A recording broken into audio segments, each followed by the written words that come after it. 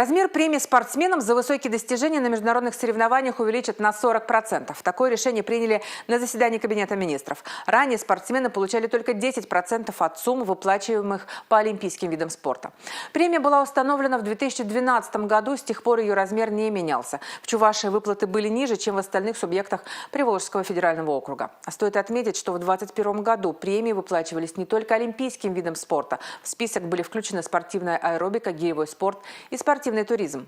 Сумма государственных пособий гражданам, имеющим детей, будет увеличена. Это ежемесячное пособие на ребенка и пособие по беременности и родам женщинам, признанным безработными. На данный момент в Чувашии такую форму поддержки получают 32 тысячи семей, в которых воспитывается 64 тысячи детей. Увеличение пособия составит также на 8,86% соразмерно значению индекса потребительских цен в Чувашской республике. После вступления в силу будет произведен перерасчет получаемых пособий, начиная также с 1 февраля текущего года. Изменения коснулись и сферы туризма. По новому законодательству Министерство экономического развития создаст комиссию для аттестации экскурсоводов и гидов-переводчиков. Сведения о них будут внесены в единый федеральный реестр. Перечень приоритетных направлений по государственному регулированию туристической деятельности в Чувашской республике дополняется новым видом туризма – сельским туризмом.